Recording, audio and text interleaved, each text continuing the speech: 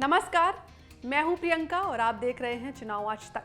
हमारे खास सेगमेंट एक कैंडिडेट खास में बात 25 जून 1975 की। इसी दिन देश में इमरजेंसी लागू हुई। तब इंदिरा गांधी के एक फैसले ने जनता के सारे अधिकार छीन लिए। रातों रात मीडिया पर सेंसरशिप लग गई और मीसा कानून के तहत विपक्ष के तमाम नेताओं को जेल में डाल दिया गया। इन नेताओं में लालू प्रसाद यादव भी शामिल थे। जब लालू जेल में थे तब उनके घर 1976 में बेटी का जन्म हुआ।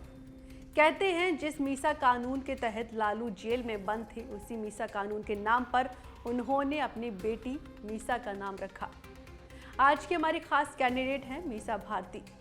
मीसा भारती का सियासी और व्यक्तिगत जीवन दोनों का विवादों से गहरा नाता रहा है। मीसा पहली बार सुर्खियों में तब आई जब उन्होंने पीएमसीएच में एमबीबीएस में दाखिला लिया। तब ये आरोप लगे थे कि लालू प्रसाद यादव ने एडमिशन अपनी पहुंच के आधार पर करवाया। इतना ही नहीं, जब मीसा भारती ने एमबीबीएस में टॉप किया तब भी वो सवालों के घेरे में रही। लालू के राजनीति विरोधी तो ये तक कहते हैं कि मीसा कभी भी पढ़ाई में अच्छी थी ही नहीं, इसलिए उनका टॉप करना संदेह के घेरे में है। बावजूद उनके टॉपर मीसा ने कभी डॉक्टरी की प्रैक्टिस नहीं की। पढ़ाई के बाद जब मीसा की 1999 में शादी हुई तब उस शादी के खर्चे को लेकर जमकर विवाद हुआ। हाल के दिनों में पीएम मोदी को जेल भेजने वाला उनका बयान भी खूब चर्चा में रहा। आज भले ही आरजेडी का तेजस्वी यादव चेहरा हो, लेकिन लालू यादव ने मीसा भारती की सियासी लॉन्चिंग सबसे पहले की। दरअसल 2009 के लोकसभा चुनाव में मीसा भारती के राजनीति में आने की खूब चर्चा थी, लेकिन वो चुनाव नहीं लड़ी और पर्दे के पीछे से पिता के लिए रणनीति बनाती रही। उधर चारा घोटाले में लालू यादव पर गिरफ्तारी की तलवार लटकती थी और दूसरी तरफ बीजेपी की मजबूत चुनौती।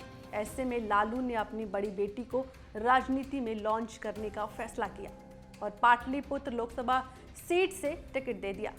लेकिन लालू के इस फैसले से उनके सबसे करीबी रहे रामकृपाल यादव नाराज हो गए और आरजेडी से बगावत कर दी।